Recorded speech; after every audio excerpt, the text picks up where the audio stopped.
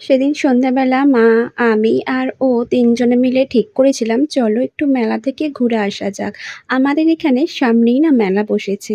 Hello everyone, আমি প্রীতি। আশা করি তোমরা সকলেই খুব ভালো আছো। আমিও তো বেশ ভালোই আছি। আর এই কানেরটা তোমাদের সাথে দেখাচ্ছিলাম যে এই কানেরটা মা দীঘা গিয়েছিল, ওখান থেকেই আমার জন্য এনেছিল। কানেরটা না খুব সুন্দর। আর একটু সামান্য মেকআপ করে নিয়েছিলাম। আমি তো বেশি মেকআপ করতে জানি না, মানে আমি পারিও না মেকআপ করতে অতটা। ওই ল্যাকমি ফাউন্ডেশন আর একটু কম্প্যাক্ট পাউডার, ব্যাস এইটুকুনি আমার মেকআপ বলতে আমার এইটুকুনি।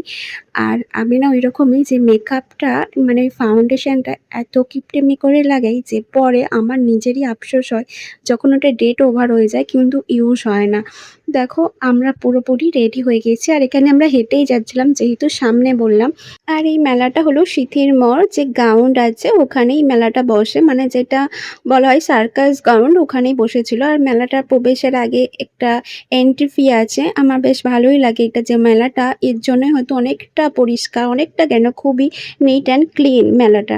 আর এখানে অনেক রকমের জানো তো দোকান বসে। আর এই দোকানটা যে দেখছো এটা এত সুন্দর, এখানে সমস্ত জিনিসপত্রগুলো এত সুন্দর ছিল যে মনে হচ্ছিল সবকটাই নিয়ে নিই, কিন্তু দামটা অতিরিক্ত বেশি, সেই জন্য আমি আর কিছুই নিইনি ওখান থেকে।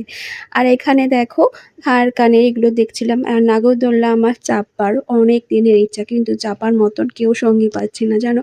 না আমার হাজবেন্ড চাপতে দেবে না নিজে চাপবে। আর জানো তো এই ভিডিওটা যে আমি এখন ভয়েস দিচ্ছি যে বাইরে কি পরিমাণে ঝড় উঠেছে আর যে বৃষ্টি হচ্ছে তার আওয়াজ হয়তো ভিডিওর মাধ্যমে আসতেও পারে। তারপর ওখান থেকে একটু পাপড়ি চাট কিনে নিয়েছিলাম, ওইটাই খাচ্ছিলাম ৩ জনে মিলে। পাপড়ি চাটটা মোটামুটি ভালোই ছিল আসলে।